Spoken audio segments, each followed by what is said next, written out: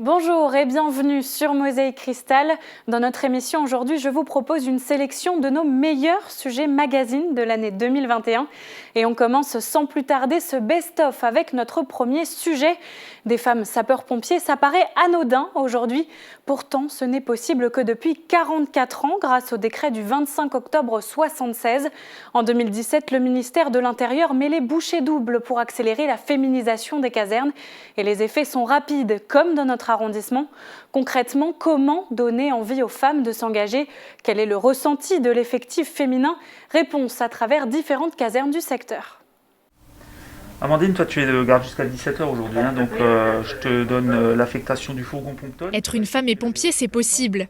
Au sein de la 3e compagnie Sarreguemines Beach, qui intervient sur 83 communes, environ 25% des effectifs sont des femmes. Côté recrutement, 90 dossiers ont été déposés en 2019, dont un tiers par du personnel féminin.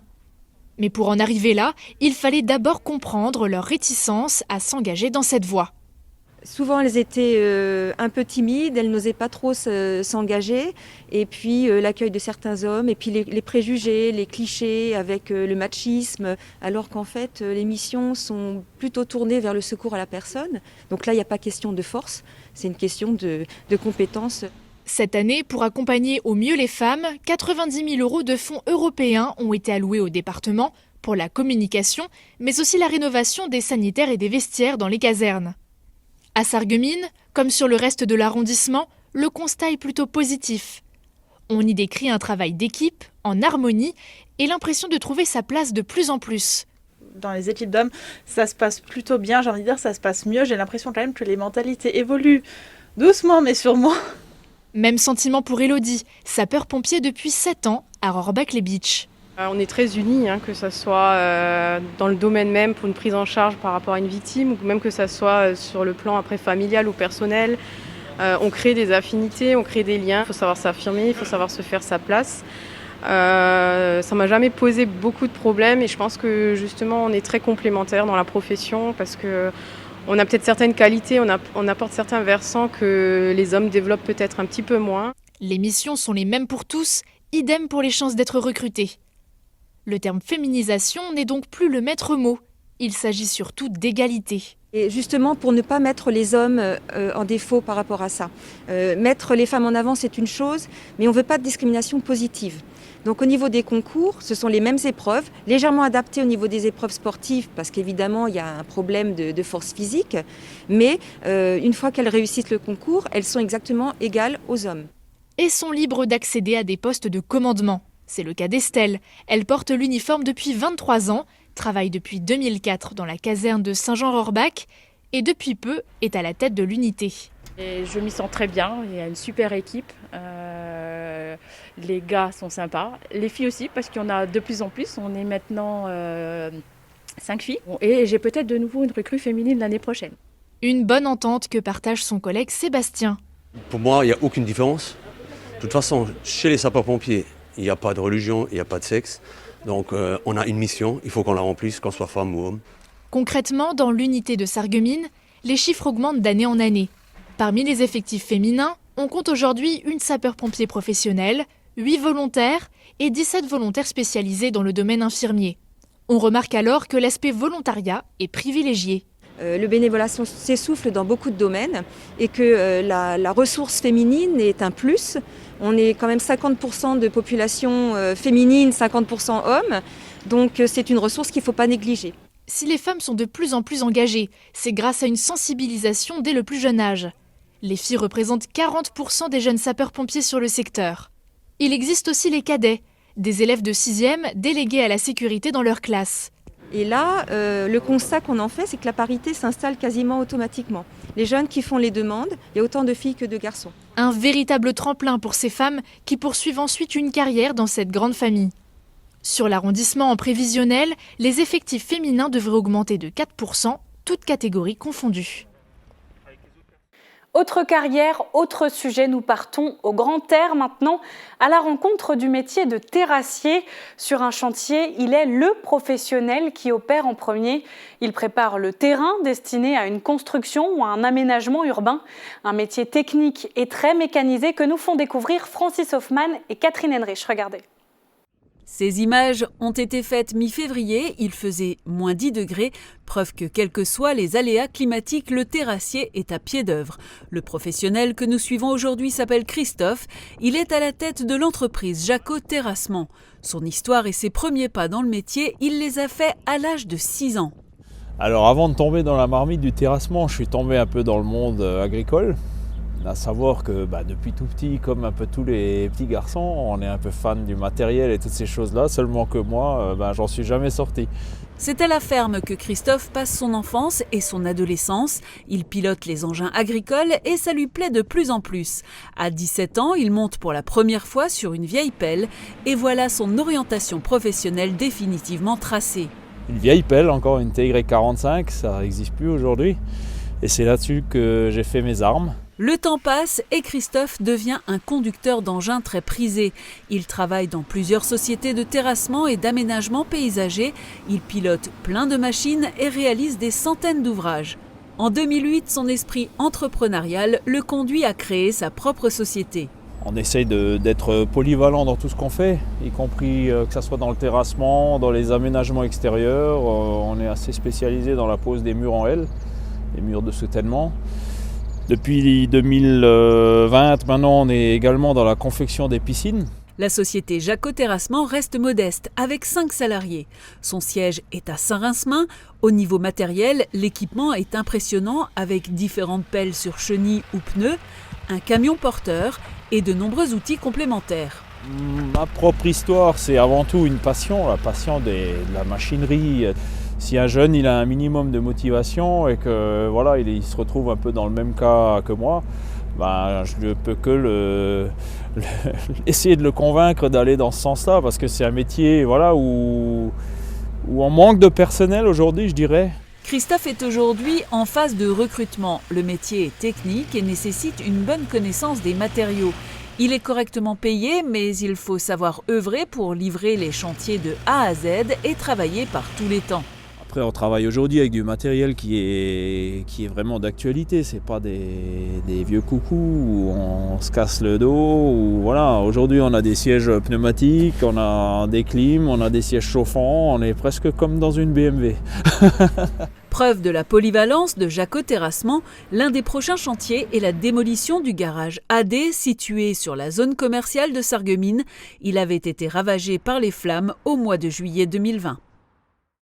Utiliser ses mains, stimuler sa mémoire grâce au numérique, l'EHPAD de Roulin s'est doté d'un dispositif pour ses résidents, une table pédagogique et interactive pour aider les personnes atteintes de troubles cognitifs à s'exprimer, à passer un moment ludique et agréable.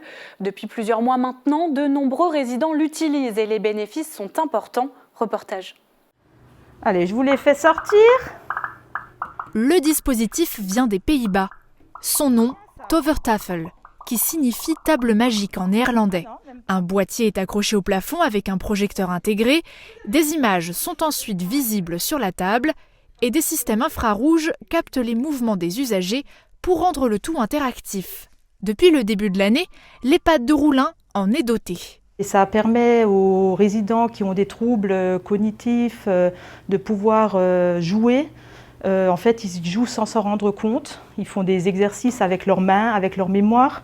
Et ils ne s'en rendent pas compte en fait qu'ils sont en train de jouer. Et puis ça les stimule. Parmi les 55 résidents, 10 font partie de l'unité Alzheimer. Quelques autres ont des troubles cognitifs plus ou moins importants. Il y a des gens qui sont très passifs et du coup ça les réveille un petit peu. Ils s'exclament, ils sortent des petits mots, des choses comme ça, alors que des fois on ne les entend pas du tout. Par petits groupes, ils participent à des mini-jeux interactifs et ludiques. Et chacun y trouve son compte. Regardez les lettres que vous avez devant vous. Oui. J'aime bien les mots, qu'est-ce qu'il faut chercher, tout ça, j'aime bien. Si je me rappelle, faut que je rappelle ma mémoire. Parce que j'avais plus de mémoire avant l'AVC. Solange travaille donc sa mémoire, mais aussi son bras, qui est marqué par une petite paralysie. Marthe, quant à elle, n'a pas de trouble particulier, mais apprécie ces moments. Je pense, du l'âge, il faut un peu cultiver la mémoire. Ne serait-ce que copier une page d'un livre. Il est vrai qu'on associe rarement senior et numérique, mais à Roulin, la nouvelle direction s'est lancée dès janvier 2020 dans des ateliers avec utilisation de tablettes. L'activité numérique est tombée en plein milieu de la période Covid. Donc là, on a essayé les Skype, les jeux sur tablette et les résidents ont réellement adhéré en fait au projet. Un argument supplémentaire pour l'achat de cette Tovertafel. Un investissement certes coûteux, mais nécessaire pour le bien-être des résidents. Mais aussi à la cohésion de groupe qu'en fait, autour d'un projet. Donc du coup, en fait, les résidents se retrouvent en fait, ensemble, partagent des moments. Côté finance, l'établissement a profité d'un élan de générosité. Radio Mélodie et la fondation de Mathieu Hébard ont été les donateurs. Le reste a été payé par le groupe SOS Senior. Il fait souvent parler de lui. Jan Schrub, athlète de haut niveau, brille par ses performances en course à pied. En avril dernier, il a battu son record personnel au meeting de sélection du 10 000 mètres en Bretagne avec un chrono de 28 minutes et 22 secondes. Installé à Metz pour ses études de médecine, il aime retrouver quand il le peut le cadre de son village natal, Arren, au pays de Bitche. C'est là que nous l'avons rencontré entre deux foulées. Il a accepté de revenir sur son parcours et nous partage son vécu. Regardez.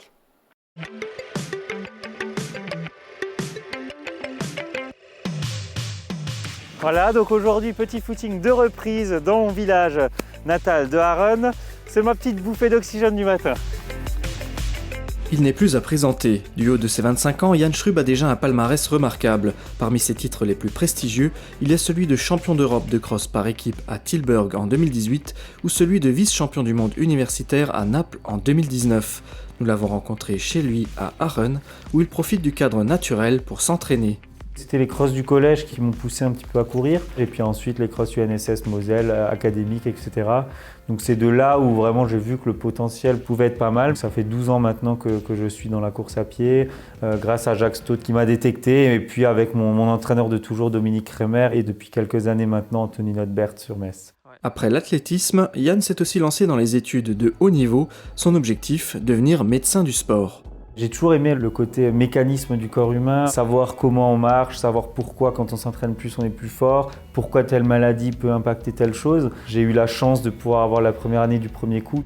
Aujourd'hui, Jan est en 7e année de médecine. Il a débuté son internat à Metz. Entre sa vie de sportif de haut niveau et d'étudiant en médecine, l'équilibre est difficile à trouver. J'ai réussi quand même, malgré les nuits, à trouver mon rythme, à trouver mes horaires d'entraînement, à trouver ma récupération, mon hygiène de vie qui me convient bien, en espérant que je puisse augmenter le nombre d'entraînements dans les temps futurs. Chaque compétition sportive est l'occasion de réaliser une nouvelle performance, d'améliorer son chrono. Pour Jan, ce sont aussi des expériences humaines. Grâce à son parcours, il a voyagé et rencontré des athlètes du monde entier. C'est connu, courir apporte du bien-être, mais courir, c'est aussi souffrir. Dès le plus jeune âge, oui, on souffre en course à pied. Forcément, si on veut performer, c'est qu'il faut être à un moment donné dans le rouge. Je pense que la pression, je pense que le stress, on arrive beaucoup mieux à le gérer quand on vient de la course à pied parce qu'on a l'habitude de gérer ce stress, on a l'habitude d'avoir un emploi du temps chargé. Le cross, c'est l'école de la vie et je pense que c'est dommage que les gamins en font de moins en moins. Jan a gardé un souvenir des Universiades, les Jeux Olympiques universitaires. Il nous raconte. J'arrive aux Universiades, on nous donne les dossards pour courir les séries, puis les finales s'il y a qualification, donc c'est ce que j'ai fait. Donc on m'a donné les dossards le premier jour et je les ai gardés environ 2 heures avant de les oublier et avant de les perdre. Donc si on regarde les photos des Universiades, je cours avec un dossard écrit au feutre.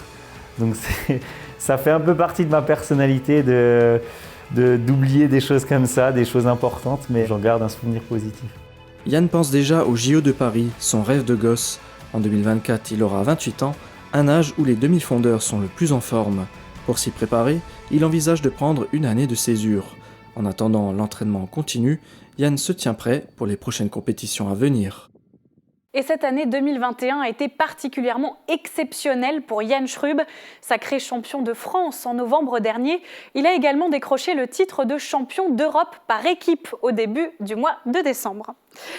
Elles aussi sont célèbres sur notre secteur, les statues signatures de Brice Auer. Souvenez-vous, nous avions réalisé plusieurs reportages à leur sujet. Focus sur l'homme à l'origine de leur création, l'artiste Jacques Senger. Regardez. Moi, je travaille le bois depuis que j'ai 8 ans. Avec mon père dans son atelier, je faisais déjà des objets en bois, pas de meubles, toujours des objets, des cendriers. Je tournais des cendriers pour les parents à Noël. Une passion pour le travail du bois qui ne l'a jamais quitté. Seuls les objets créés ont changé. Après très longtemps, j'ai fait des haut-parleurs en bois aussi. Une vraie pièce en bois, c'était l'ébénisterie, on va dire. Et puis après, il y a 20 ans, j'avais envie de faire quelque chose d'autre avec ce morceau de bois. Et je me suis dit, tiens, je vais une fois faire un personnage.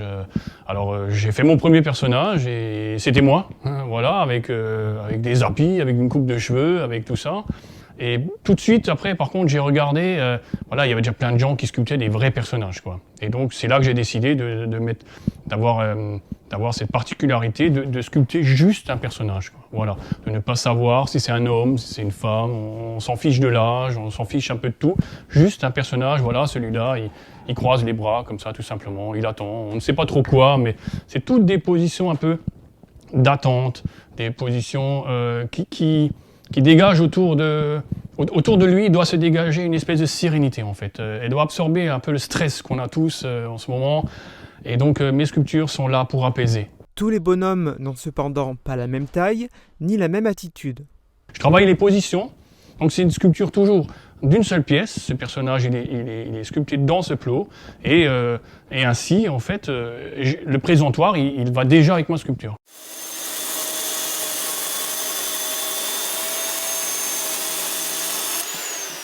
Au début, c'est dégrossi à la tronçonneuse et on part d'un bloc de bois. Hein. Tout ce personnage-là, un jour, il était dans un arbre, quoi. Voilà, il faut le voir comme ça. Les instruments utilisés pour sculpter changent ensuite. Les outils deviennent de plus en plus petits. Voilà. Au début, c'est la tronçonneuse. Après, c'est des gros ciseaux à bois ou d'autres machines encore pour couper, des scies, des choses. Et on termine avec un tout petit ciseau à bois pour faire les derniers détails. À la question « Combien de temps vous faut-il pour sculpter un bonhomme ?», Jacques Senger a 2 réponses. La première, 20 ans pour développer ce concept et atteindre cette maîtrise technique. La deuxième, plus terre à terre, entre 2 et 3 semaines. À noter, et pour les amateurs de jeux de mots, ces êtres en bois ne sont pas sculptés à partir du hêtre, mais à partir du chêne, en provenance de la société de Hambar, Chêne de l'Est. Je vous propose maintenant de partager quelques minutes aux côtés des équipes du SMUR, le service mobile d'urgence et de réanimation de Sarreguemines, embarqués avec l'équipe médicale et nos journalistes pour une mission d'urgence. C'est parti. On sort à Nouzevillers sur une patiente qui a fait une douleur thoracique avec un malaise. Donc à ce stade, on ne peut pas évoquer de diagnostic certain. Il va falloir qu'on élimine des choses très graves et urgentes comme l'infarctus, avec les complications qui peuvent arriver, c'est-à-dire qu'un défaut de fonctionnement du cœur qui assure plus sa fonction de pompe, donc qui crée un malaise, et donc avec un état de choc. Ça peut aussi être une embolie pulmonaire, ça peut être pas mal d'hypothèses à ce stade, donc on en saura plus quand on sera arrivé sur place et qu'on aura l'enregistrement du cœur. Et vous partez systématiquement à 3 sur ce genre de... Oui, on part toujours à 3. Oui, on est un équipage complet en SMUR. Donc c'est un service médical d'urgence et de réanimation au plus près du patient. C'est une caractéristique française du système de santé. Idéalement, un service mobile d'urgence et de réanimation doit se trouver à moins de 20 minutes de chaque habitant en France. Sur le secteur, on compte seulement 2 départs SMUR à Sarreguemines et Bitche. Mais la réactivité est là. Après quelques minutes, nous arrivons sur place avec l'équipe. Une fois à l'intérieur, première bonne nouvelle, la patiente est consciente. La famille a appelé le SMUR par précaution après un malaise à domicile. On effectue les premiers examens, on utilise un défibrillateur, on vérifie les constantes et le dossier médical de la personne. Au niveau de la poitrine, elle avait mal. Vraiment, ça a commencé ce matin. Moi, je l'ai vu hier, elle était bien, quoi. Comme d'habitude, l'équipe du SMUR est composée d'une aide-soignante, d'un infirmier et d'un médecin. Les ambulanciers sont également présents. Après quelques minutes de soins, la patiente ne semble pas être en danger. Mais il faut prendre une décision. qui a présenté une douleur thoracique ce matin et une autre hier. Donc c'est une dame qui est suivie régulièrement par son cardiologue, qui a vu la dernière fois son cardiologue il y a 2 mois. Elle n'a jamais eu de coronarographie. Et là, on n'a plus de douleur. On a une tension qui est symétrique aux 2 bras à 16,7. L'auscultation cardio-pulmonaire est sans particularité, il n'y a pas de décompensation cardiaque et le CG 18 dérivation est également normal, il n'y a pas de trouble de la repolarisation. Donc je proposais un transport sur Sarreguemines pour une cinétique. Laisser la patiente à domicile n'est donc pas une option. Direction l'hôpital de Sarreguemines pour des examens complémentaires. Le soulagement est bien présent. Vous avez eu peur, vous êtes rassurée là? Je suis complètement rassurée là. En plus elle est partie avec un léger sourire, donc c'est plus... Oui, effectivement ça va mieux. En fait c'est l'infirmier libéral ce matin qui m'a prévenue. Et du coup là maintenant elle part sur Sarreguemines aux urgences, elle sera bien prise en charge. Les constantes sont stables, donc ça c'est déjà une bonne chose. Et puis comme dit elle est partie avec le sourire, donc ça devrait aller. Au cœur du service, chaque garde est différente, tout comme les interventions possibles. L'objectif, soigner rapidement, à proximité de la population et sauver des vies. Certains enfants préfèrent le foot, d'autres choisissent la musique. C'est le cas de Benjamin Stock, 11 ans, originaire de Rimelin. Il est tombé tout petit dans le monde de la batterie et ne l'a plus jamais quitté. Un reportage de Christelle Reviaco.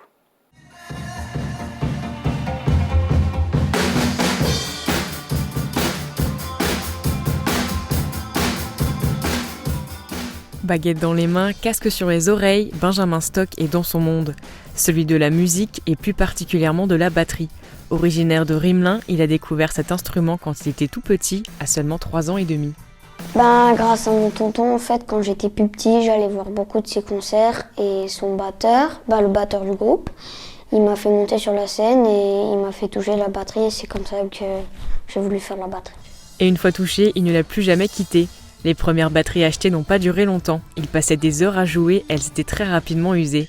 Sur cette vidéo, il a tout juste 4 ans, mais a déjà le rythme dans la peau.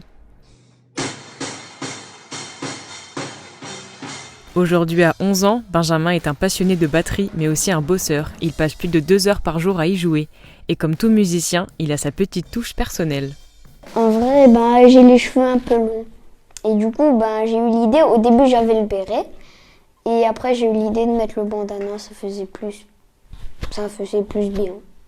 Son quotidien est bien rempli. En plus de la batterie, il vient de faire sa rentrée au collège. Ses parents sont divorcés, c'est son père qui s'occupe de toute la sphère musicale et de ses réseaux sociaux.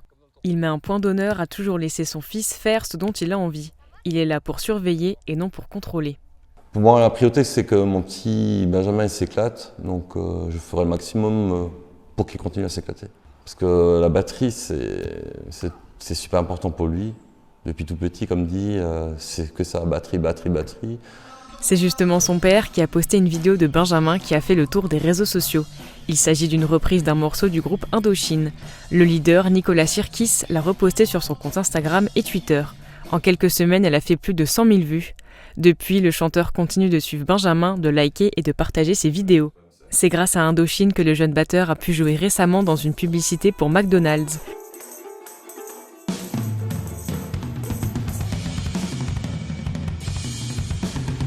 C'est une fan du groupe qui a transmis l'annonce du casting. Son père a envoyé une vidéo de Benjamin et tout est parti de là. Direction Bruxelles pour le tournage. Pour les quelques secondes de pub où il apparaît, il a dû jouer pendant 7 heures. Une toute première pour Benjamin. C'est une des premières fois que je me vois vraiment à la télé et ça fait un petit peu bizarre. Mais il serait prêt à recommencer l'aventure. Pour avoir un tel niveau, il faut énormément s'entraîner. En plus de ses 2-3 heures par jour de batterie de son côté, Benjamin prendrait cours à LJF Musique à Sarreguemines. Ça fait 3 ans qu'il est dans cette école, l'équipe fait maintenant partie de sa famille. Une fois par semaine, c'est rendez-vous avec Lucas, son professeur, qui lui apprend notamment la technique et des notions de solfège. C'est un jeune qui a la niaque. Parce qu'il en demande tout le temps, et il veut que apprendre, et il s'arrête vraiment jamais.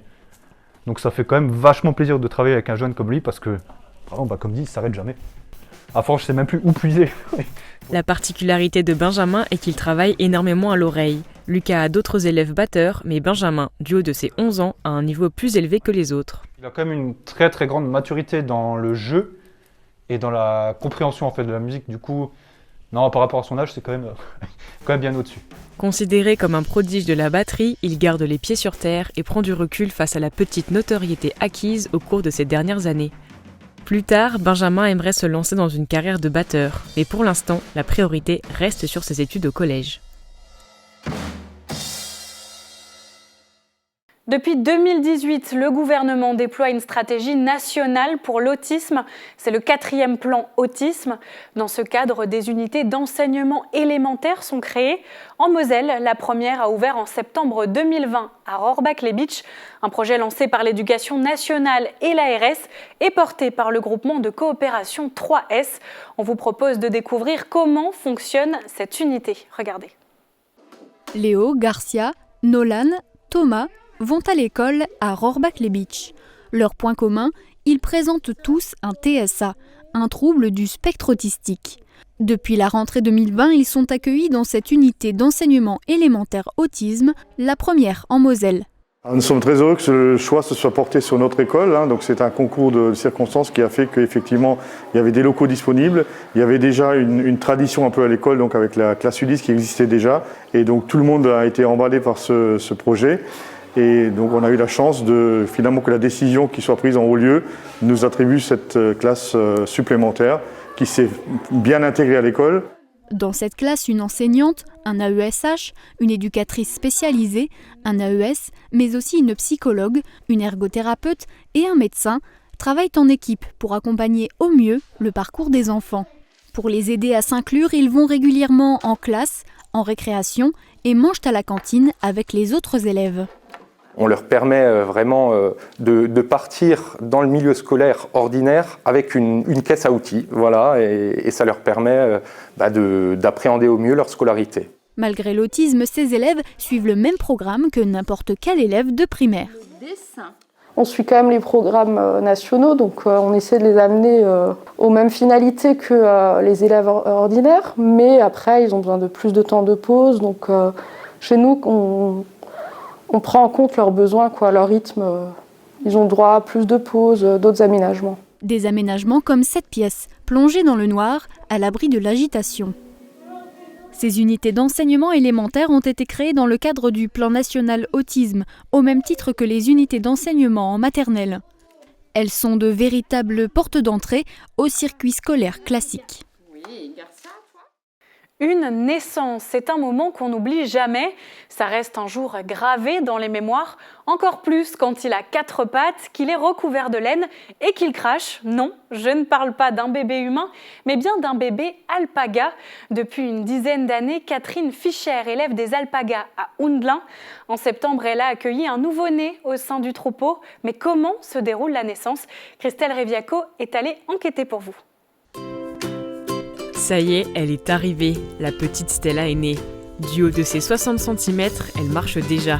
Même si au début, les premiers pas ont été assez approximatifs.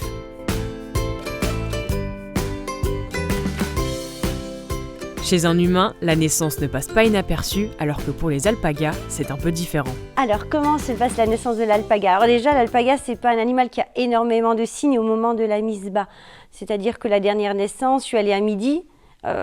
Tout se passait bien, la femelle était tout à fait normale. Je suis arrivée 3 quarts d'heure plus tard, le petit était là. Donc ce n'est pas des animaux qui vont vraiment être très explicites. Après, donc l'animal va commencer à pousser, le petit va arriver avec la tête, d'abord le museau, avec les 2 pattes avant.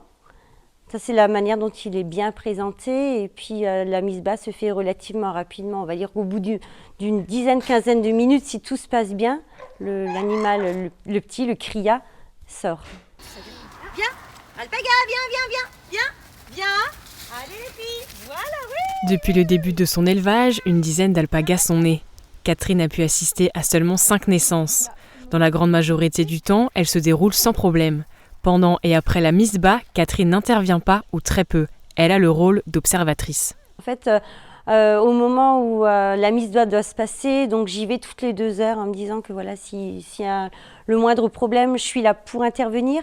Mais on va dire que j'interviens concrètement très peu. J'observe s'il y a un souci, j'appelle le vétérinaire ou j'interviens si je peux intervenir, mais je laisse la nature au maximum faire. Pareil pour la petite Stella, maintenant, voilà, je sais que ça roule, elle suit sa maman, elle fait partie intégrante du troupeau, tout se passe bien. Un bébé alpaga peut naître à n'importe quel moment de l'année, même s'il est préférable de ne pas avoir une température trop chaude ni trop froide. Pour l'accouplement, c'est Catherine qui se charge de réunir le mâle et la femelle. Elle a fait ce choix pour éviter la consanguinité dans le troupeau. Une fois l'ovulation déclenchée, il faut attendre 11 mois avant que le bébé naisse. Et c'est toujours un moment magique. Ah mais c'est génial. Surtout, ça fait 11 mois qu'on l'attend, donc on ne sait pas ce qui va arriver. On sait qu'on a la femelle, on sait qu'on met tel et tel mâle avec. Forcément, on se projette sur la couleur, on se projette sur la qualité de laine, on se projette sur les aplombs. Et voilà, enfin sur le sexe, puisqu'on sait rien. Et quand ça arrive, mais c'est magique. Et là, pour la peine, la petite qu'on a eue cette année, elle répond vraiment à toutes nos attentes. Donc on est super contents. Après, quand ils arrivent en bonne santé, c'est déjà une victoire. À la naissance, un bébé alpaga pèse entre 6 et 7 kg. À l'âge adulte, il pèse 70 kg. Il faut vérifier qu'il boive bien le colostrum dès sa naissance. Il s'agit de la première tétée du bébé remplie d'anticorps. Sans ça, le cria n'a pas de système immunitaire. Il existe des substituts, mais le lait maternel reste la meilleure recette. Après 6 mois, le bébé est sevré. Si c'est une femelle, elle reste dans le troupeau avec les autres. Mais si c'est un garçon, il est enlevé à partir de son premier anniversaire et il va rejoindre le troupeau des mâles. Depuis quelques années, Catherine avait stoppé les naissances au sein de son troupeau, mais elle les a repris. Et quelques jours après le passage de Mosaïque Cristal, une autre naissance a eu lieu. Il s'agit de Liberty, née au début du mois dernier. En plein mois de décembre, on parle énormément des fêtes de fin d'année, vous l'avez remarqué. Je vous propose maintenant de vous emmener découvrir l'origine d'un des symboles de Noël, le hou. Quelle est cette plante? Pourquoi fait-elle partie du paysage à l'approche des fêtes? Explication en images. Le poinsettia, le gui, la pomme de pin ou encore le sapin sont tous des symboles de Noël. Autant de plantes qu'on arbore fièrement tout au long du mois de décembre. Mais il y en a une en particulier qui attire notre attention aujourd'hui, c'est le hou. C'est un arbre qui a, comment dirais-je, des feuilles éternelles, c'est-à-dire que c'est un arbre qui garde ses feuilles vertes toute l'année. Dans l'écosystème, il est très important parce que comme les feuillages sont persistants toute l'année, eh bien c'est un des arbres feuillus qui capture le plus de CO2. Et le deuxième point, c'est au niveau de la biodiversité. Beaucoup d'oiseaux, principalement les merles et les moineaux, viennent faire leur nid là-dedans. Ils sont protégés des prédateurs comme les chats. L'homme de Cro-Magnon a vite compris que grâce au buisson de houx, il pouvait avoir un allié très utile pour conserver sa nourriture. Comme il fallait partir à la chasse, souvent, il fallait de temps en temps laisser quelques réserves, mais il fallait les sécuriser. Et le bois de houx, en fin de compte, va être un magnifique outil pour préserver sa nourriture, faite en général de fruits secs qui permettent de tenir tout l'hiver. En conséquence, cette technique va durer jusqu'au début du Moyen-Âge, 5e, 6e siècle. À partir du moment où on va commencer à faire des meubles, eh bien, M. Cro-Magnon a inventé, il y a 6000 ans, le premier garde-manger. Une plante aux 1000 vertus donc, qui est aussi utilisée dans la confection des couronnes de l'Avent. Direction la fleuriste pour les explications. Alors le hou est très symbolique, on en retrouve partout, on en retrouve sur quasiment toutes les bûches de Noël, on en retrouve sur les emballages, on en retrouve quasiment partout. Après le hou, chez nous c'est vraiment des petites touches, contrairement aux pays anglophones qui eux c'est vraiment le hou, uniquement le hou. Après c'est un peu piquant, donc c'est un peu pénible à faire. Donc nous, ce qu'on fait plus, c'est d'associer le sapin, qui chez nous n'est pas rare. Et donc vraiment par touche, on utilise quelques jolies branches. Il y a une dizaine d'années, c'est vrai que c'était un gros rush. Là, ça allait un peu moins. Les associations en font énormément. Au marché de Noël, on en retrouve quasiment un stand sur 2. Après, ça reste quand même une bonne saison. Le hou fait donc partie des produits phares de Noël. Mais pourquoi Noël? Pourquoi le hou est-il si important à l'approche de la naissance de l'enfant Jésus? Direction l'église Sainte-Catherine de Bitche pour y voir plus clair. Ah, merci Morane. Quelle formidable couronne de hou avec ses baies C'est vraiment magnifique. En tout cas, la fleuriste a fait un merveilleux travail. Mais au-delà des fleurs, la signification est bien plus ancienne. Le hou, avec sa verdure permanente, nous rappelle son immortalité, l'immortalité de notre vie, l'éternité de notre vie. L'éternité. Voilà donc la symbolique de cette plante à l'apparence protectrice. Il faut remonter dans l'histoire chrétienne pour le comprendre. Lorsqu'Hérode, roi de Judée, apprend la naissance de l'enfant Jésus, considéré comme ennemi de son pouvoir, il ordonne le massacre de tous les nouveau-nés. Joseph et Marie sont donc contraints de fuir vers l'Égypte, et c'est là que le hou entre en scène. Et sur le chemin, effectivement, les soldats d'Hérode se rapprochant, on retrouve un peu notre légende. Joseph, Marie et l'enfant Jésus se retrouvent entourés de plantes. Marie se mit en prière, donc pria le Père pour que justement, elle implore la protection, qu'il les protège. Et du coup, il paraît qu'il y avait du hou. Le hou qui était présent grandissait, devenait un arbuste et protégea avec d'autres plantes la Sainte Famille. Et c'est comme ça que les soldats passèrent et que la Sainte Famille fut sauvée. C'était donc ça, symbole de l'éternité car ses feuilles ne tombent pas durant l'hiver, symbole protecteur car ses picots repoussent le danger, et symbole de Noël car il a contribué à la survie de Jésus. Petite anecdote, même si le hou contribue à l'ambiance de Noël, il contribue aussi à l'univers du monde des sorciers. Car oui, la baguette d'Harry Potter est fabriquée en bois de hou. Et c'est déjà la fin de cette émission. Rendez-vous demain pour une rétrospective en images de l'année 2021. Au programme, les actualités qui ont marqué notre secteur tout au long de l'année. En attendant, je vous souhaite de passer un excellent réveillon sur Mosaïque Cristal. Prenez soin de vous et à l'année prochaine.